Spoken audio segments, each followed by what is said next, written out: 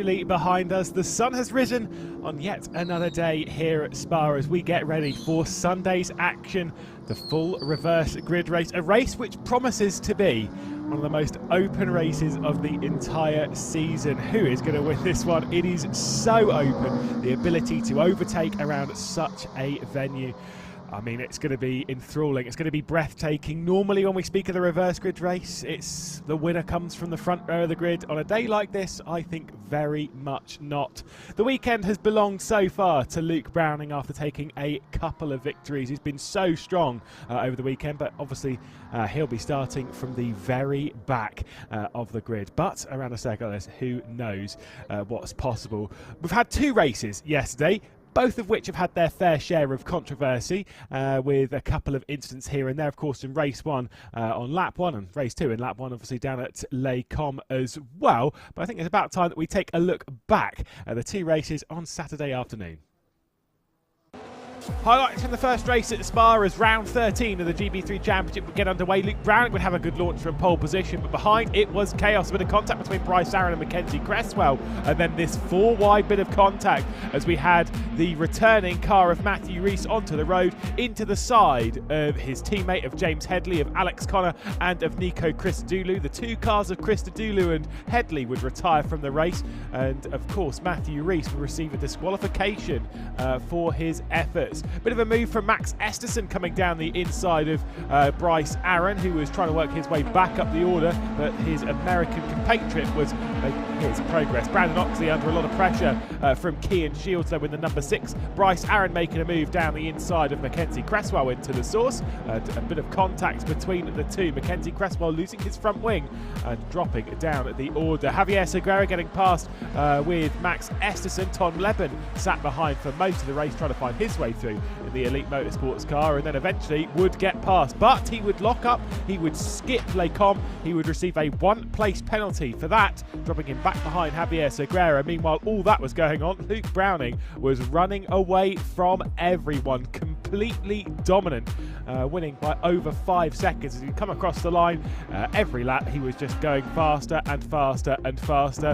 That's why he would win the first race at Spa. It'd be a bit harder in the second race though. He'd start again from pole position as they go down into turn 1. Brandon Oxley with a superior launch would take over the race lead before John Bennett and Tom Leben would go side by side up and over Radion. A super move from Tom Leben to get past his Elite Motorsports teammate. But it was chaos up at Les Combes as Brandon Oxley would skip over the chicane into the side of Yoel Granfors. His teammate would be off the road. John Bennett would drop down a few positions after being squeezed off a little bit as well. And Tom Leben, his teammate, would receive front wing damage, dropping him right the way down the order. Luke Browning, though, and Yoel Granfors running away from everyone else. The top two, the class of the field, as they'd pull away. There'd be contact as well as Bryce Aaron would try and get down the inside of Javier Segura. He'd get pitched a little bit, go for a bit of a spin. Javier Segura would keep it out of the barrier. And then when Kean Shields came through, he saw his teammate in the middle of the road. Alex Connor went a little bit wide going through P1, and then he'd be passed by a very charging Kean Shields, making up progress every single lap. Matthew Rees getting passed by Mackenzie Cresswell around the outside of Les Combes. Bit of king of oversteer from Mackenzie Cresswell in the Chris Dittman racing car, the lone one in the race after that issue for Brandon Oxley. John Bennett was making a lot of progress. He dropped back to 13th, but he was already charging his way back inside the top 10, up towards 6th position. Have to go wide though to avoid the issues of Javier Segura. Just being driven off of the road a little bit there was John Bennett. This driver though, it's 2 from 2 for Luke Browning, beating out Yoel Granfors once again. Well, it's becoming a familiar sight to see Yoel Granfors and Luke Browning on the podium. It's the 7th time they've shared the podium this season, an 8th podium for Luke Browning. Max Esterson with his 3rd podium and the first one since Donington Park. Super performance, but Luke Browning is the man to beat.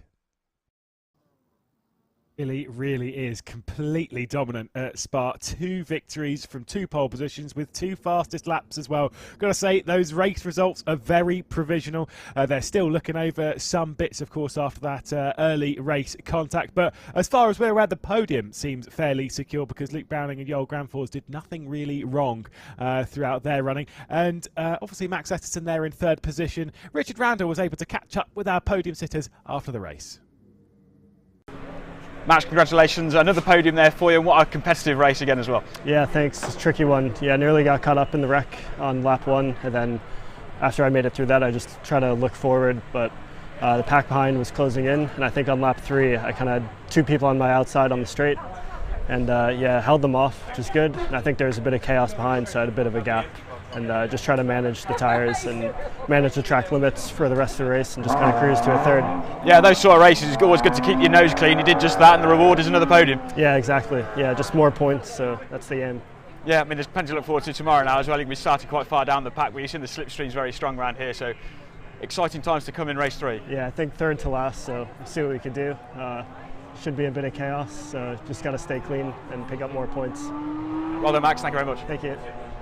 Joel, congratulations, P2, but blimey, there was a scare for you on the first lap there, wasn't there? Oh yeah, we were 3 wide on the Kemmel straight, and I don't know how I survived that, because Oxley came back on the track, and I guess it wasn't, it isn't a lot of grip on the off the track down there.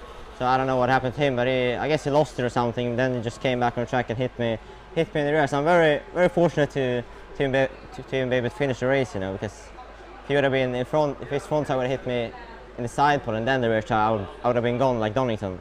So well, we take P2 now. We got a last race, so it's really possible to overtake around here as well, like we saw now. And just didn't have the pace for Browning. It was a bit too quick, especially in the beginning. And towards the end, I think it can just stabilize between us. So I hope we can do a good result in the last race. You two seem to be almost in a league of your own in that race. We had another fantastic battle as well. Really exciting to see you two go wheel to wheel, and tomorrow you get the chance to do it from the back of the grid. Oh yeah, it's going to be a lot of fun, of course. We'll see. Hopefully we can just keep it out of the chaos, because I expect a lot of chaos in the last race, especially here around Spa. We actually can overtake, and I expect a lot of side-by-side action tomorrow. So. We'll hope for that. Well done, Joel. See you tomorrow. Thank you. Luke, congratulations, blimey. As Saturdays go, 2 wins around Spa-Francorchamps isn't bad, is it? Yeah, what a dream. Yeah, it's phenomenal. So big congrats. Well, the team's done an amazing job. Just shows you all 3 guys up there in qualifying, and yeah, the car was absolutely phenomenal to drive today. It really felt special. Yeah, I mean, on the first lap, it was wheel to wheel, but I think it was 3 of you going up to Le Cobb and a bit of carnage. You did quite well to avoid that. Yeah, it was close. It was very close at the start. But yeah, that's the nature of this track. It's going to happen with that long straight before Le Cobb. Luckily managed to just get out unscathed. Close, but yeah, regardless, good result, nice day. Looking forward to going home and celebrating with the team. Yeah, a cracking battle as well between you and Joel at the front there. Did you think you might struggle to get past him at any point? Well, obviously I knew he was on new tyres going into the race, and we had slightly worse tyres than him coming in, so I thought he'd be a bit closer to me, which he was. So yeah, I thought maybe when he got in front it might be difficult to overtake, but nature of it around here with the toe, I was able to come back at him, and he seemed to be just good enough in the second sector to be able to hold him off. Yeah, 2 wins on Saturday. Tomorrow you're going from P22 on the grid. What are you going to do from there? Not crash. Nice one. Yeah, hopefully. Well done, Luke. We'll see you tomorrow. Thanks. Well, cheers to Luke Browning, to Joel Granfors and to Max Essen, and of course Richard Randolph running around the paddock grabbing the interviews post-race. It's been a super performance from Luke Browning, and for the high-tech team, to be honest, they've looked very, very strong all weekend. And of the 14 races that we've had this season, high-tech Grand Prix have taken half of the victories. At 7, of course, Cian Shields and Bryce Aaron have 1 win apiece, and Luke Browning, your championship leader, having 5. But this is the kind of race where Joel Granfors can bring himself back into the mix. He's made up more positions in race 3s than Luke Browning has. And speaking of Luke Browning and the high-tech team, they were kind enough to throw us a little bit of a hot lap around here. Let's take a look at Spa. It's time to go international then, as we head to the legendary Spa-Francorchamps in Belgium. This circuit has served the world of motorsport for over 100 years, built back in 1920. It's changed a lot in that time, but still keeps that character that we as fans and the drivers absolutely love. 7 kilometres in length, so many overtaking opportunities. The likes of La Source, that 2 kilometre run down towards Les Combes, including Radillon and Eau Rouge. You've got Pouon, you've got Stavelot, Blanchimont into the bus stop. So many great overtaking opportunities. It's why we absolutely adore it. And let's take a look then on board with Luke Browning around this fantastic 7 kilometre circuit. This race down towards La Source is going to be critical on the start of the race, but critical every single lap, making sure you get this corner absolutely spot on, because it is 2 kilometres before we get to the next time we touch the brakes. Nice, easy drive off and just take in the view. Down towards Eau Rouge, up through Radion. Such an incredible sight every single time we see cars racing around here. Picking up the slipstream, of course, as we head through the Kemmel curve and onto the Kemmel straight. Again, said before, 2 kilometres, that's a lot of time to think about that braking zone, which is coming up 6th gear, all the way up to the top of the limiter, thinking about where to pick it up. You're going uphill at this point, so gravity's going to help you slow the car down a few gears, throw it over the curb on the right, over the curb on the left, and watch out for a kick of oversteer as you try and get back on the power, and then get it over to the left-hand side of the circuit before we head through Malmedy. Now we're going to start going downhill. This lasts a very, very long time as we head in towards Ravage. Kind of a double apex corner. You can let it wash away a little bit, down a few gears, just trying to hook the car in nicely, back over to the right hand side before we get to the newly reprofiled corner with no name. Watch out for the gravel traps, they are everywhere, and then prepare yourself for Pouon. Bit of a lift here, let's listen in. Just a touch of a lift as they try and get back on the power, running a little bit wide there through Pouon, picking up the second apex before we get back over to the left-hand side of the track, getting into that braking zone of Fagnes, just down the single gear, hooks up the curb on the right, prepares yourself to pull it back over to the left-hand side. Bit of oversteer there between the 2 corners, up into Campus. Short braking zone, but such a critical corner, one that many drivers kind of underrate just a little bit. You're flat from here all the way around to the bus stop, through Stavelot, out onto this enormous back stretch where it kind of kinks one way, then back the other. Again, you've got a lot of time to think, a lot of time to take in the beautiful scenery here in the Ardennes, a lot of time to think about this completely flat out corner. When you're behind other cars, you're going to be sucked into the idea of potentially making an overtake there. It's a brave one, not for the faint of heart, into the final braking zone of the circuit. Make sure not to mess this one up through this lethargic, kind of awkward final chicane here at Spa. Kicks it out of the final corner nice and easily on the power before we run on the 545 metre total start-finish straight here at Spa.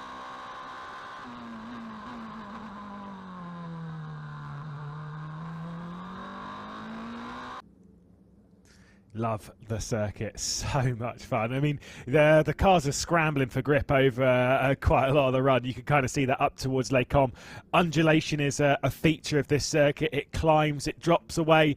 The cameras never do it justice. How steep the climbs are around here. It is very, very impressive indeed, especially that run up towards Les Combes. Most people kind of feel like it's flat, maybe slightly uphill. It is very, very steep there. It's why you can brake so late for that corner we saw there from Luke Browning. So once again, thanks to Luke Browning, thanks to the high-tech team for throwing that one over. And of course, our championship leader by 23 points at the moment is Luke Browning. But again, a reminder as to how this race works when it comes to the points structure. They gain 20 points for the race victory, which is 15 less than in the previous race, with this being the reverse grids. It's 20, 17, 15, 13, and then down in ones. So 10, 9, 8, 7, 6, 5, 4, 3, 2, 1, all the way down to 15th place.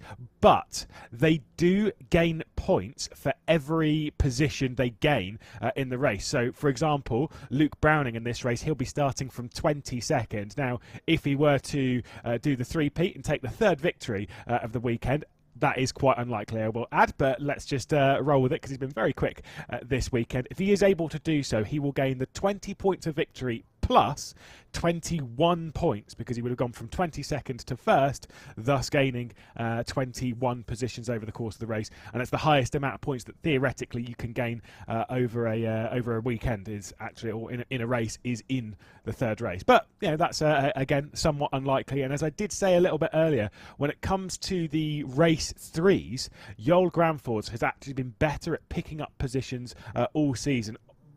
Discounting the first round of the season at Alton Park, where there was the retirement, of course, for Luke Browning. At Silverstone, Luke Browning only gained 1 position. Joel Granfors gained 11 positions, a much higher gain.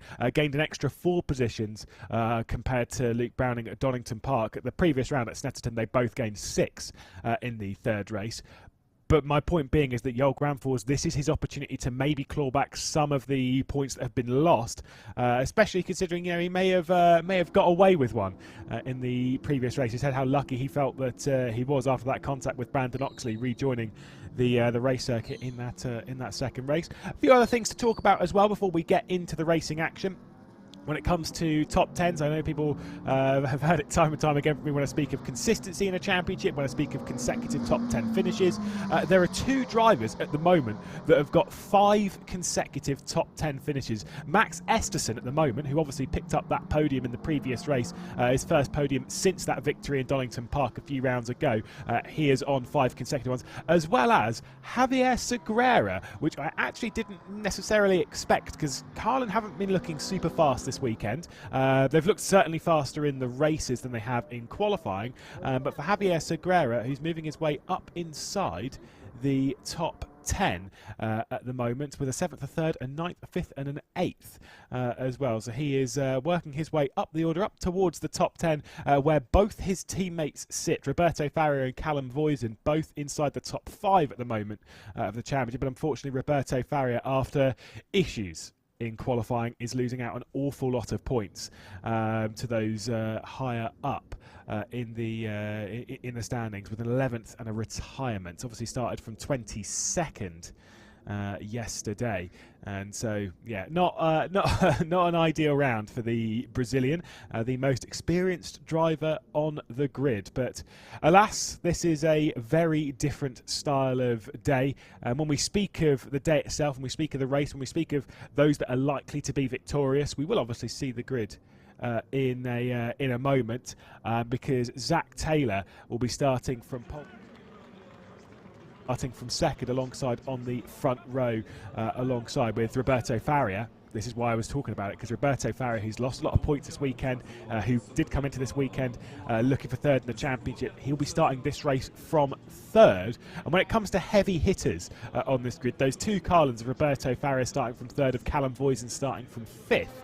Those are 2 very, very heavy hitters starting quite high up. This is not the formation lap. This is the reconnaissance lap, by the way. That's why they're firing around so quickly, trying to figure out where the grip is on the circuit. This is just after leaving the paddock area and working their way back out onto the grid. And when you do so, you've got to see what the conditions are like. It's obviously in the morning. It's slightly cooler than it was through especially the first race, and obviously slightly cooler than it was in the second race in the evening of yesterday. So you've got to work out where the grip is, and especially if you're running on new tyres. We do know, I've said before time and time again, that you get 8 tyres over the weekend. You can switch them out however you really feel. And in this race, Zach Taylor and Tommy Smith have both taken a full set of new tyres, and those will be the 2 that will be starting from the front row of the grid. You can see Zach Taylor pulling over onto the right hand side of the shot there, and then Tommy Smith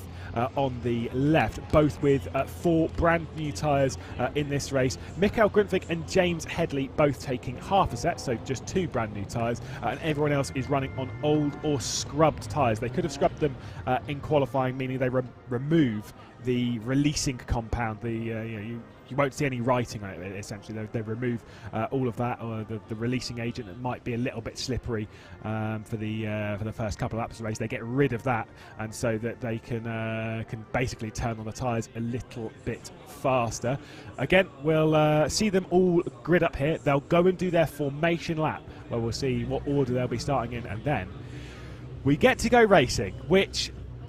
yeah, we've commentated on a few of these races so far this season. We have just 10 races left in 2022. I do feel genuinely that this might be the craziest one that we've had so far. A full 22-car reverse grid, and what a sight it is when they all line themselves up. And again, that race down towards La Source, the race up to Les Combes, you can see already it's 24 degrees, approaching 25 degrees, about 40 degrees on track temperature, and the wind there, I will note that it is a little bit higher than it was yesterday. In fact, I say a little bit higher, it's about 10 kilometres an hour higher than it was yesterday, which is a fair margin above when it comes to the where the wind's blowing, and obviously how that direction affects you. It might just cause the car to be a little bit unstable, or hey, even more stable, going through corners like Pouan and up towards Les Combes. They're about to start the formation lap here at Spa for the 3rd and final race of the weekend, and Zach Taylor will lead them around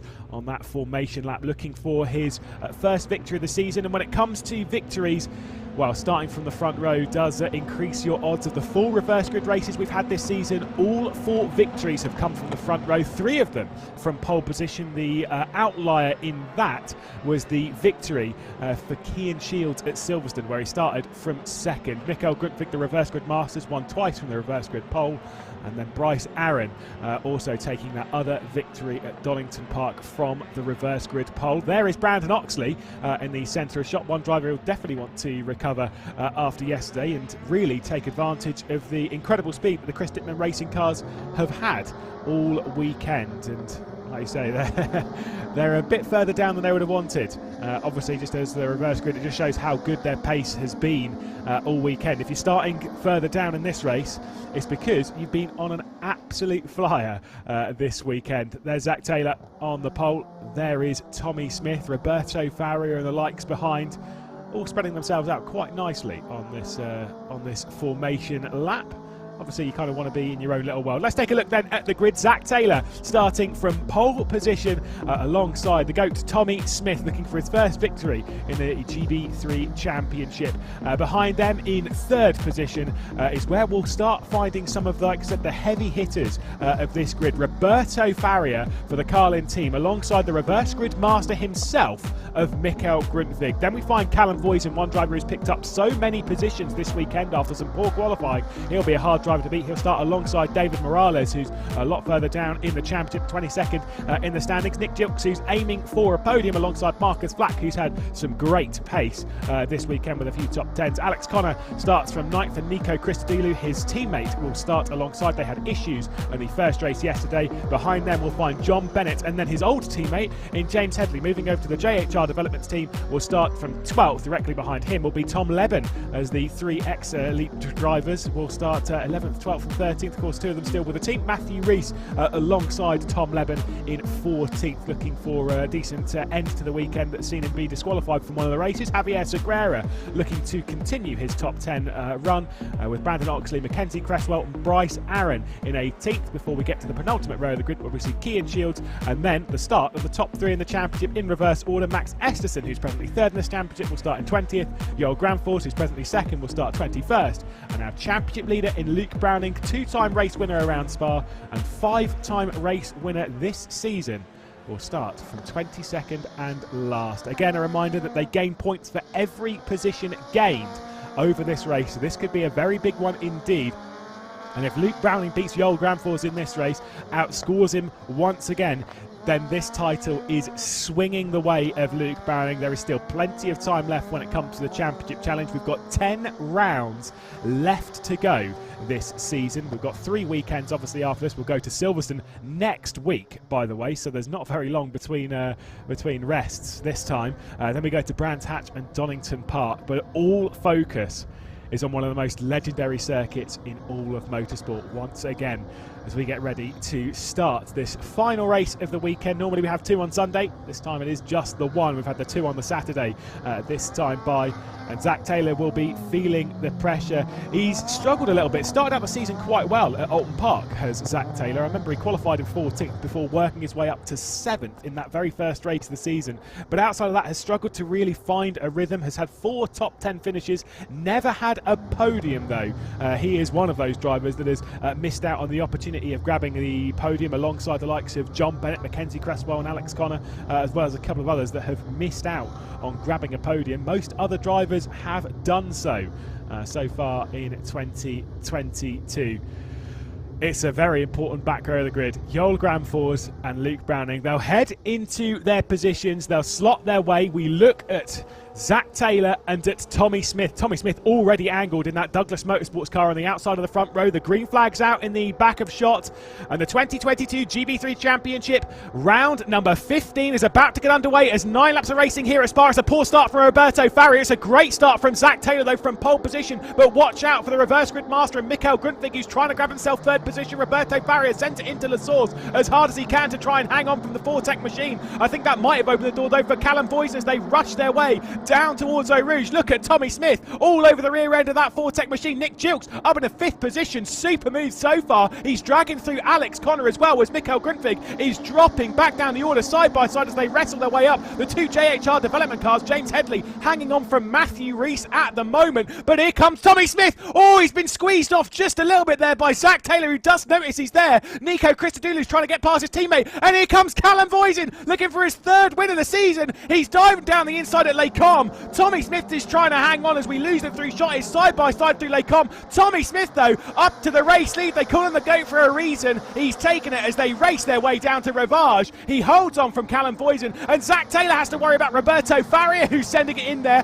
What does Nick Jilks do? He's got his eyes in his mirrors. He's looking for that Arden that's directly behind him. He doesn't find his way through. Zach Taylor does hang on from Roberto Faria into No Name. A little bit of grass and gravel picked up, though, from Callum Voisin as they race their way down towards Pouhon. This could be the opportunity for Nick Jilks to find his way through that number 64 Hillspeed car. There's a little bit of single file inside the top 10. Everyone behind, though, is scrambling for position. A bit of side-by-side. I think that might have been Bryce Aaron or Matthew Rees battling out. James Headley certainly drops a position in all of that, as this is Javier Segura in the yellow highlighted car getting down the inside of Marcus Flack going through Fania. The side-by-side continues. Javier Segura is not able to get through as they head into campus. He does also have to worry about David Morales and Nico Christodoulou, the 2 Arden Motorsports teammates directly behind. Of course, one of them in an Arden livery and the other one certainly not at the moment. But Christodoulou, after that retirement in the first race, is already on the attack. Single file, though, and you can see there Luke Browning. Oh no, never mind, I'll cancel that one. It is certainly not Luke Browning. It's actually Bryce Aaron who's in the final position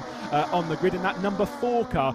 He's a couple of positions behind his championship leading teammate in Luke Browning. Has managed to work his way up into 21st. Bit of a lock up there for Roberto Faria. There's already a move in the background. That is Marcus Flack with a bit of a lock up as well, trying to get down to the inside of Javier Segura. John Bennett also trying to find his way past Nico Christodoulou, but he's having a battle with his teammate of Tom Leben in those 2 Elite Motorsports cars. The 27 there, the black and yellow just ahead of his teammate with the pink highlighted nose.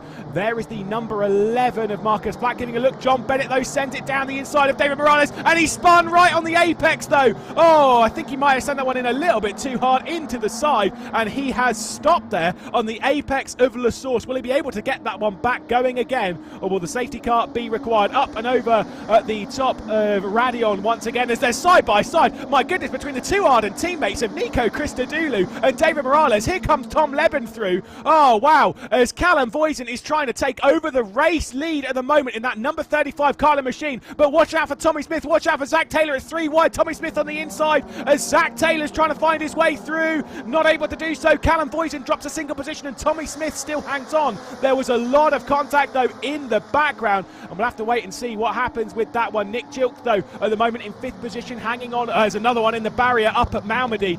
Also, Alex Connor's trying to get his way past. It's a contentious second lap of this race. And I think we might have to see a bit of an intervention here as Nick Jilks is just hanging on to 5th, racing their way down towards Pouhon once again. Race leader Tommy Smith desperate to hang on. It could be Tommy Smith Sunday. We just don't know yet.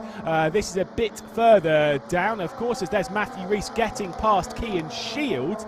Not sure what position this is actually for at the moment. I think it's around 10th position as Mikael Grundtvig and Javier Segura squabble over the back end of the first train running through Fania. That one is for 7th position, which of course Javier Segura would desperately like to take. Marcus Flack in 9th, which does mean that train behind is actually for 10th, so we have lost an awful lot of cars from this train. Of course, John Bennett at the first corner. His teammate Tom Leben, I think, had issues coming up. There is Matthew Rees, who's been able to pull his way. There is John Bennett, who's managed to get his car back the right way and back going again. I think he might pick up quite a few pieces from this whole train. Kean Shields, David Morales for 11th position. There is a rear wheel being popped for Nico Christodoulou in the Arden Motorsports car. There's Zach Taylor trying to hold on at the moment for 2nd position from Callum Voisin. Squeezed off a little bit. This is a golden ticket, a golden opportunity, though, for Tommy Smith to pull away at the moment. And where does Callum Voisin go? He looks to the inside. It's covered off from Zach Taylor at the moment in that 21 as they're side by side in the background. Callum Voisin's not able to get through just yet. And Mikkel Grundtvig still just trying to hang on from Javier Segura, but he gave a bit of a look to Alex Connor, and that might open up the opportunity. Callum Voisin, he was giving it a look there, wasn't he? He was getting a bit aggressive, thinking I could probably make this stick. We have got a safety car out. The safety car has just been deployed on my timing screen, and so we are going to go back into single file, and you can see how much debris is up at this end of the circuit. So the yellow flag is being deployed. The safety car is out. Tommy Smith is going to hang on to the race lead, and that's maybe a good thing for him, because he's going to have to worry about Zach Taylor and Callum Voisin. And that's it, he did lead by a second over the lap. This does mean that we can catch our breath just a little bit, which was good, because I almost thought I was going to faint there at the middle of the first lap. Tommy Smith, though, leading from Zach Taylor, from Callum Voisin, Roberto Farrier and Nick Gilks, the top 5, before we get Connor Grundtvig, Segura and Flack, the top 9. And then there was the break between the two trains, because that was where we found Matthew Rees, who worked up 6 positions, by the way. Super drive at the moment for Matthew Rees. Cian Shields in 11th, Max Esterson. Super drive so far from Max Esterson up into 12th. Brandon Oxley and Luke Browning, who is 1 position ahead. Important for the championship, Luke Browning is 1 position ahead of his championship rival in Yole Grand Fours at the moment, with 14th and 15th positions. The issues come, we've got David Morales and Krista Dulu. Red flag has been deployed, so the red flag has come out here whilst they try and wrestle with some of the issues at the moment. So they'll be brought back into the pit lane. I'm not actually sure what the red flag procedure is as of yet in the GB3. We've not seen a red flag be deployed in the championship so far. We've only seen 1 safety car prior to this weekend, and so we'll keep our fingers crossed that everyone is okay, because obviously it was a bit calamitous. We did see there was a fair incident on the back stretch on the run up towards the Kemmel curve. And yeah, we'll just keep our fingers crossed that everyone is okay, because we know what the speeds are like around here, and we know what it can be. It's a little bit of a dangerous circuit when it comes to that kind of stuff. It's incredibly high speed, and when you make a mistake, it normally is a big one. So we'll just again keep our fingers crossed on that one. Didn't see where David Morales went, but Chris Dulu, we know, returned to pit lane obviously with that puncture, and we did see there was a car off at the top at Malmedy a little bit earlier on, just in the background of shot. So thankfully they are world-class marshals around here, and so when it comes to issues like this, it's normally hopefully dealt with fairly quickly, because I said they're very speedy. They're well versed with motorsports, being one of the most historic motorsport venues on the entire planet. And so, yeah, we'll see. Focus on the race at hand, though. Tommy Smith is leading, obviously, because the safety cars come out and the red flags come out, so it's not going to drop that position just yet. And then Zach Taylor behind with Callum Voisin working his way up to the podium. And I'd have to say, Callum Voisin, this might be a bit harsh, because yeah, we kind of say this with knowing that these drivers are, again, future superstars, some of the best in the absolute world. Of the top lot, though, if I were a betting man, I'd be looking at Callum Voisin for this race victory for 2 reasons. Number one, he's proved it twice before with 2 race victories so far, obviously at Donington Park and at Snetterton. But then number 2, he's put on so many moves after 2 poor qualifyings throughout the day, and has really worked his way up the order on those 2 races. And so he'll be looking to do the same thing once again, this time from 3rd. And so we'll have to wait and see on that one. They're all going to kind of get their way into the grid, so they're all nicely organised. And we'll take a look at some of the replays of the race start. So it was a great launch from Zach Taylor, but Tommy Smith was all over the rear end. Roberto Farrier, after that poor launch, was able to hang on for Mikkel Grundtvig. But watch Grundtvig here in that 43. He tries to hang around the outside, and when he does so, he gets dropped behind Callum Voisin. Here comes Nick Gilks as well. The 2 Ardens directly behind, of course, of Alex Connor, the first one with the red and white car. I know that doesn't really help with the Nick Gilks mobile right there, but still, the one with the green highlighted wing mirrors. It kind of pushed Mikkel Grundtvig off of the racing line. The side-by-side here between James Headley and his new teammate of Matthew Rees, who managed to work his way back up. Here's the send from, I think he was losing the rear before. It kind of looked as though he'd locked up the rears ever so slightly before they got into it, as we'll see the 3 wide bit of action on the race up. There was a little bit of contact in the background. You see some of the wings being thrown around, and that was where Zach Taylor was trying to get around the outside of Tommy Smith, who was just able to hang on. Callum Foysen wasn't able to find his way through, and that was where the tyre really let go. Now, I'm going to say that considering the wing that was being thrown up in the background, it was probably a bit of contact there, which was what gave Chris Dudulu that damage. And like I say, obviously returned to pit lane. Not 100% sure though as to what exactly happened there, and like I said, I think it is David Morales who is the one that's fallen foul of an issue, and so we'll keep our fingers crossed that it is David Morales who is the one car that is missing from this. And again, like I say, if there is a place to have a crash around a circuit like this with medical professionals and the marshals that work as speedy as this, then yes, absolutely, we'll keep our fingers crossed that Morales will be safe. These cars are built, the safety implementation that we've had for 2022 with the introduction of the Halo, of course, which you can see there on Zach Taylor's car, does increase the safety a lot, but still means that motorsport is still extremely dangerous. Well, speaking of the championship though, we'll keep our eyes and ears focused on the positives at the moment, because Luke Browning came into this race as the championship leader. Now, by my maths, and I do always say never trust a commentator's maths, but Luke Browning being up in 13th position will pull an extra point over Joel Gramfors with that. Obviously will score 3 points from the race, plus the positions gain will gain an extra point over Joel Gramfors, which means what is presently a 23-point lead will head its way up to potentially a 25 or 26-point lead at the moment as things stand. And obviously, whilst it's a tense moment for all of us watching on, keeping our fingers crossed, it's a tense moment for all the teams and drivers who are sat there on the grid, hoping that, for one of their drivers and teammates and friends is safe and well, but also thinking about the road ahead and thinking, how do I get back into the rhythm? If you've already really pushed the tyres in the opening couple of laps of the race, are they going to come back into the operating window comfortably? Have you already taken an awful lot out of the tyres? Think of how much of a gap that Tommy Smith had at the end of the second lap there. You know, how much do you have to kind of work back into that? And it's all of those things that these drivers do desperately need to think about. It's kind of one of those things that as spectators and stuff, when we watch on, you don't necessarily think too much about the mentality and stuff, but it's why these drivers need to be strong, not only physically, because it is a very physical task, wrestling their way around circuits like this, but also it's a pretty big task mentally, keeping your brain focused on the race. You know, with the struggles. If you've dropped back a couple of positions, think back to the likes of John Bennett in the previous race, where he dropped back from 11th or 10th on the grid to 13th. There is John Bennett, by the way, 13th, and then worked his way back up to 6th position. Strong mentality, because when you drop back a few positions, it's so easy to think, oh, that's one position gone, there's another one, there's another one, and keeping your eyes focused and brain in the race is pretty difficult, and it is exhausting.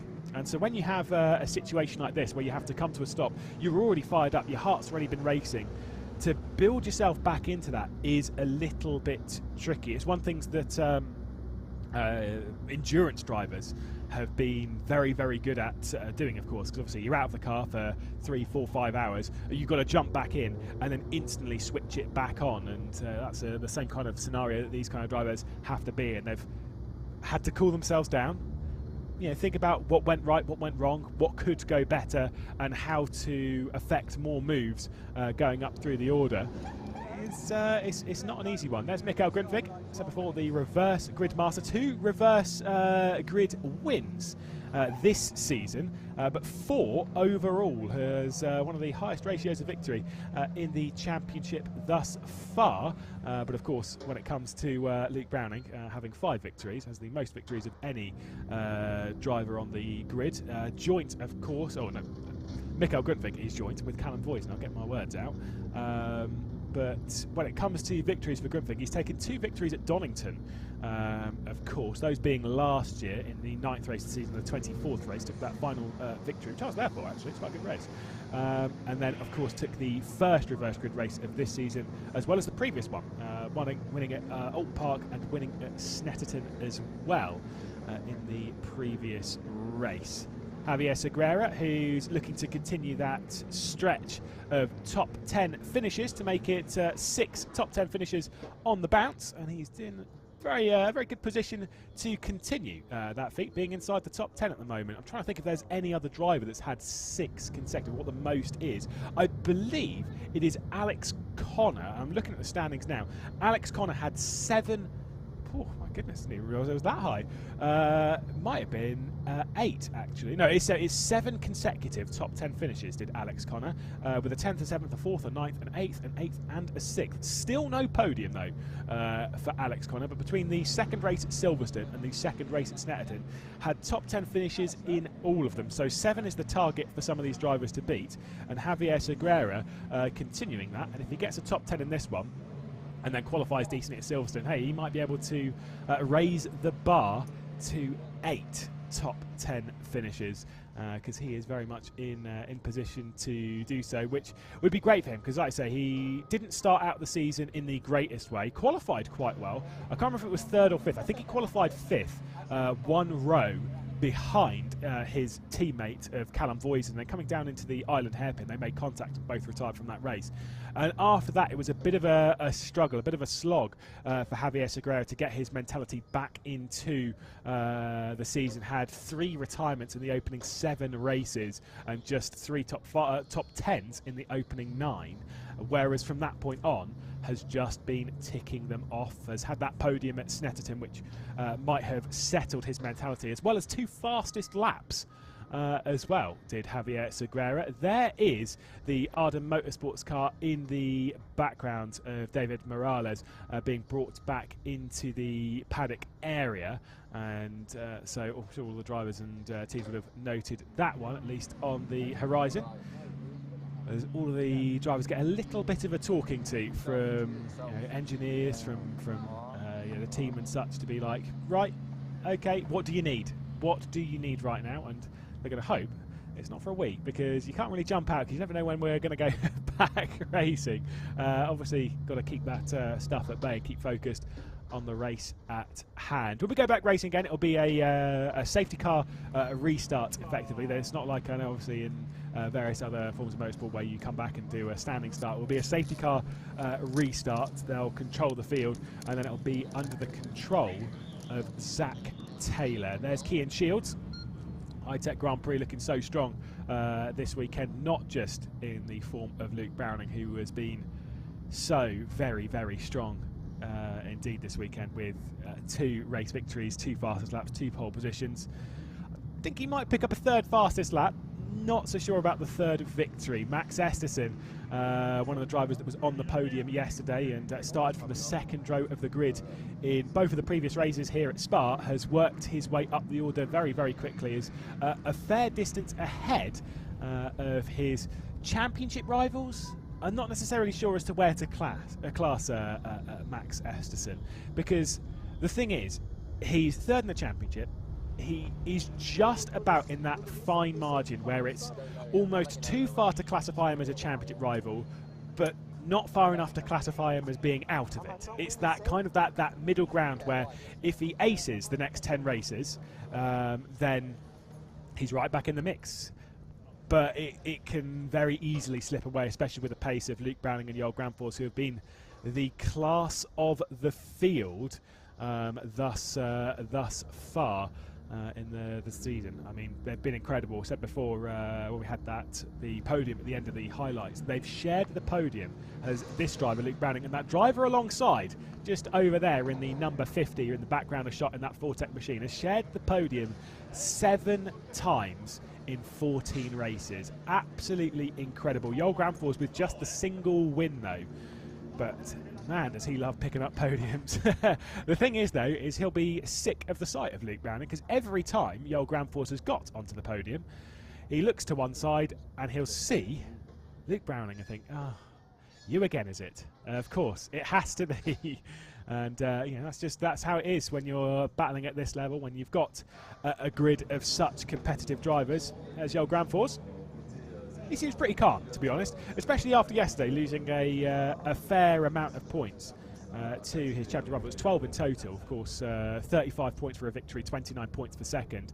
And so when you times that by 2, it means that he lost 12 points to his champion rival after both races. Got to say, the interviews with Richard Randall that went out onto our social media, as well as playing them on the broadcast, very calm, just super relaxed, being like, look, we got all we could.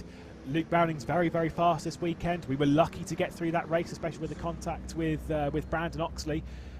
That's how it goes sometimes. You know, some rounds you're strong. He's going into a round next time at Silverstone where he knows he is strong. Joel Granfors had both of the pole positions at Silverstone in races 1 and 2, obviously round 4 and 5 of the season, and I'm sure he'll be feeling fairly confident to repeat the feat, as we'll see Tom Levin. By the way, speaking of social media, is that you can follow us, of course, on GB3 Championship on Twitter, where all the information, interviews and stuff are posted, same as on Instagram, as well as heading to gb-3.net for all of the information. Getting word from race control, we believe when the race is restarted, it should be 10 minutes that will be the race distance left to go. Of course, the red flag kind of affecting things and kind of pushing us a little bit further. But with it being 10 minutes, that means with it being roughly 2 minutes 15 a lap, roughly, or 2 minutes 16 a lap, really. Let's be fair.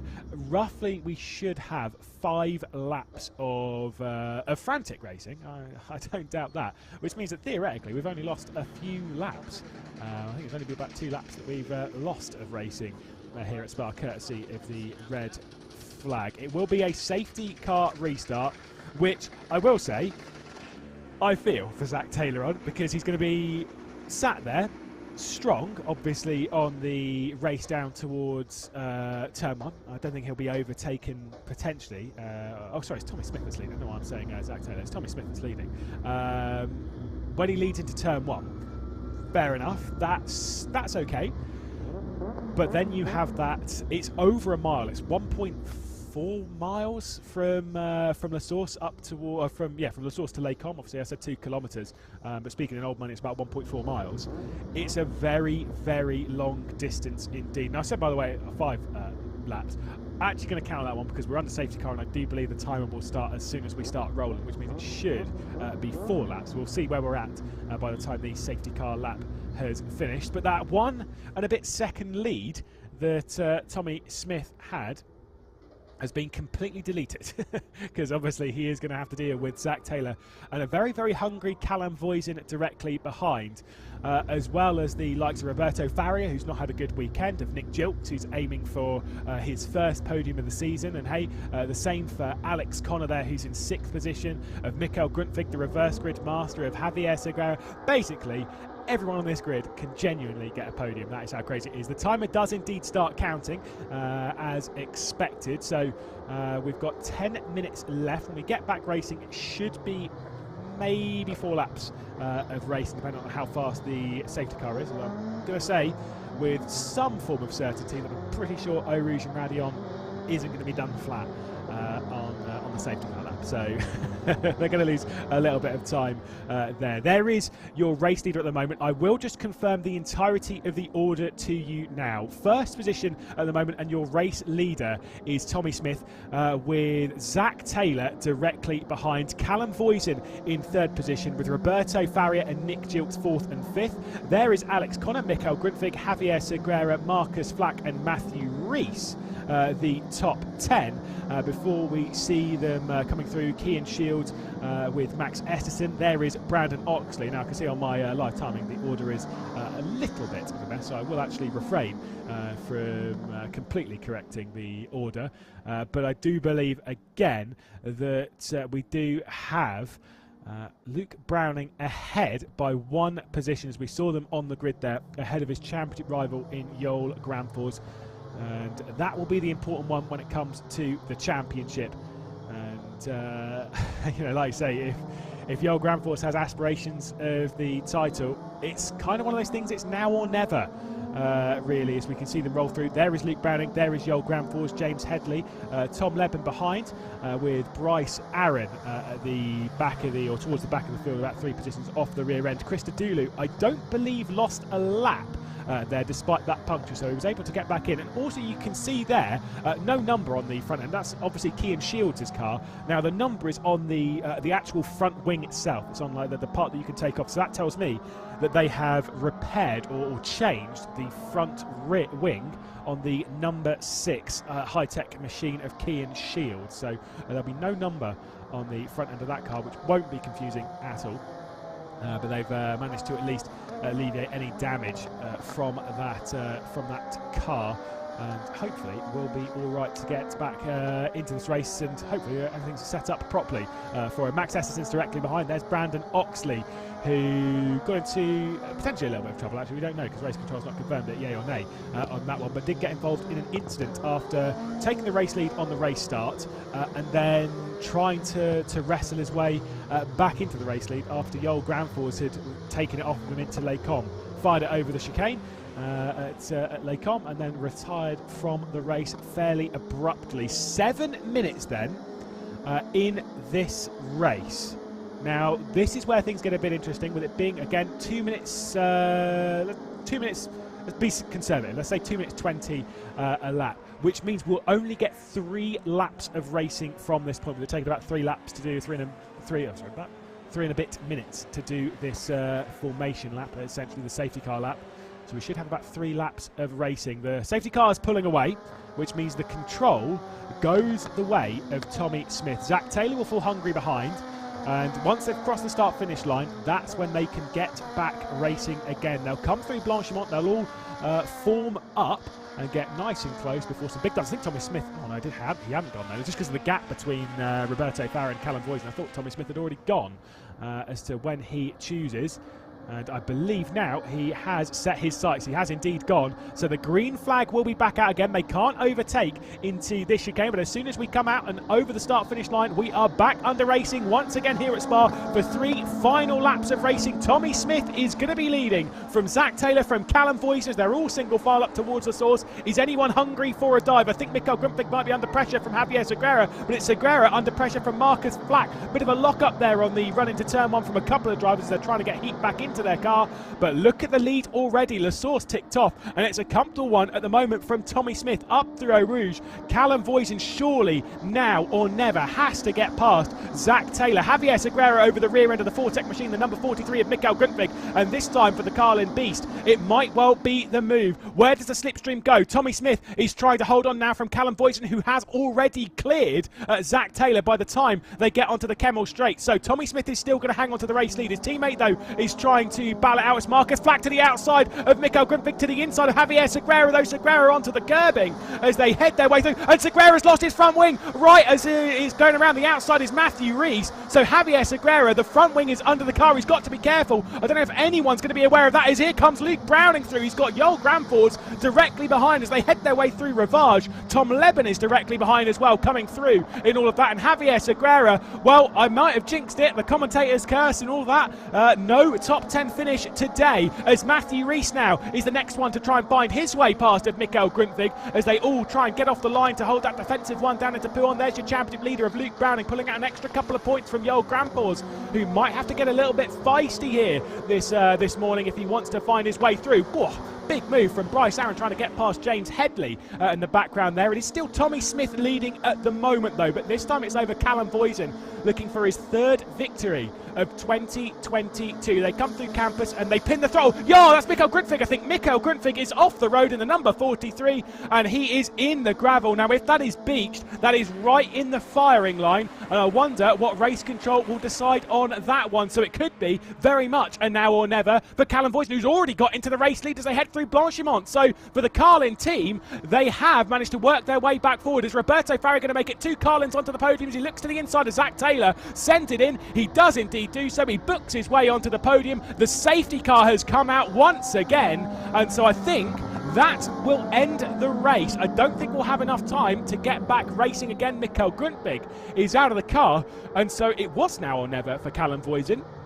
He picked his opportunity and he got past Tommy Smith, and that could be important. It might deny the GOAT the podium. Unfortunately, GOAT the race win rather, will still be on the podium, will Tommy Smith. Callum Voisin, though, taking over the race lead. Let's take a look at the first incident then. This is coming up through Malmedy. So let's see where Javier Segura is. So he's over there. As he's gone and beached his way, or gone up and over the curb, it's essentially sent the front wheels up into the air and into the rear of Marcus Flack. And so that's where that incident happened, as we look back to live pictures as they'll head their way up through Eau Rouge under the safety car. I am pretty sure with the time left to go, unless they can get that car out of the way very, very quickly. So before, the marshals here are very, very quick and very good indeed. We might sneakily have one lap of racing. Let's take a look at what happened to Mikael Grundtvig. Just in the foreground of shot, so we do miss it a little bit there. So he's already gone off. Whether that is assisted or not, you can kind of see his wheels are pointed to the left, and I'm not sure if it would have broken the suspension, or if there was car contact, whether it was a mistake, whether he was trying to catch a bit of oversteer. We do not know. There's Javier Segura into the pit lane of number 31 Carlin machine. And unfortunately, I don't believe he'll be getting a top 10 finish in this one. Max Esterson, though, 7-4 there's 2 drivers at the moment on 5 consecutive top 10 finishes. You can see Max Esterson just behind Matthew Rees there in the number 42 Douglas Motorsports machine. Well, he's in 10th, or in 9th rather. He's moved his way inside the top 10, so he certainly is looking for his 6th consecutive top 10 finish. And so things are looking good, at least on that side of things. And for a driver who started out the season poorly is also a very strong word, but we will go with it. Didn't have a great qualifying back in Norton Park, finished in 19th position. From that 19th place finish though, every single race past that point has been 11th or higher. That is incredible consistency from the American, who, whilst yes, maybe doesn't pick off as many podiums as those in the top 2 in the championship, it's the consistency that he has. It is absolutely relentless, and shows the quality of driver that Max Esterson is. Now we'll be able to see now as we come into campus as to whether Mikael Grundtvig's car has been removed from the racetrack, and we'll see if the lights go off on the safety car and whether we're going back racing for one further lap, one final lap of racing, or whether we'll be finishing this one completely under safety car, because as the timer ticks down, we've just got 50 seconds left. I think it's going to be pretty tight anyway, because the safety car lights have gone off. So if they get on with this, we are going to get one final lap, one opportunity for Tommy Smith. So it might have been now or never for Callum Voisin. But by my eye, it did seem as though the safety car lights are off. And they are. So the control goes the way of Callum Voisin. Now he's got to time this correctly. He's got 30 seconds to get to the line before he can set his sights on trying to hang on to this race lead from Tommy Smith at the moment. Roberto Farrier, Zach Taylor and Nick Gilks, the top 5 at the moment. There are your top two in the championship. Those that are battling for the top honours in the title, Luke Browning and of course Joel Granfors at the moment in 11th and 12th position. 10 seconds, this might actually be the checkered flag, because with the timer ticking down to 0, I don't think we're actually going to get any major switches. And of course Callum Voisin has no chance. He doesn't really want to go. He's going to wait for that timer to tick down to 0 because he wants this victory. That's the important bit for him, and so he's just been waiting and waiting and waiting, and that's exactly what he's done. He's timed it perfectly, and Callum Voisin will come out of the final corner. I believe the checkered flag is out, and Callum Voisin will win at Spa. Tommy Smith behind, and Roberto Farri will round out the podium. A bit of a suboptimal end to a pretty contentious race there, but Callum Voisin is on top, taking his 3rd victory of the season. Smith behind, Roberto Farri Farrier, Zach Taylor, Nick Gilks. We'll take a look at the order, of course, a bit after the race. But we didn't get as much racing as we would have wanted there. I fully understand it from Callum Voisin's point of view, though. I reckon he could have gone to actually start the race and actually have one final lap. But with how the slipstream is around here, if he'd have done that, it was almost guaranteeing a victory for Tommy Smith, because he would have been able to get into that slipstream and be able to attack on the run into Les Combes. Callum Voisin is trying to get himself back somewhat within championship contention. I think he's a little bit too far out of it, is Voisin, but in the same kind of position that Max Esterson is, where he's not too far out of it, but not really in it, sort of in that middle ground, where a couple of good races could throw him back into it. For Carlin, though, for Trevor Carlin, he'll be very happy with what he's seeing after a troubled weekend for the squad, at least in qualifying. The races they've delivered, especially that man indeed, Callum Voisin. Super effort, got to be said. Roberto Farrier as well, joining him on the podium with a 1-3 for the team. There was no opportunity for Javier Segura to get himself back inside the top 10, but it does mean that Max Esterson does at least continue his streak. And Tommy Smith has not put the handbrake on. So the car rolling ever so slightly down the hill, as he'll try and figure it out. And we'll welcome him back onto the podium for the first time since that first round of the season. Tommy Smith did have the podium back in Alton Park with a second place finish. But now we get to see him back on the podium. There is Callum Voisin, though. And I'm pretty sure he'll be pretty comfortable with another victory. Makes him second on the list this season. There's Callum Voisin, a confirmation of the provisional results. Voisin, Smith and Roberto Farrier, the top three that we'll be seeing on the podium, with Zach Taylor and Nick Gilks, a top five for Gilksy. Then Connor Flack, Reese Esterson and Brandon Oxley rounding out the top 10. Then we find our championship rivals. Luke Browning does gain an extra couple of points over Yoel Granfors. Tom Leben and James Headley, the two old teammates, separated not by very much in 13th and 14th. Bryce, Aaron, Mackenzie Cresswell, John Bennett after that spin at La Source, with Kean Shields, Chris Dulu after the puncture, and Javier Segura after the issues with the front wing.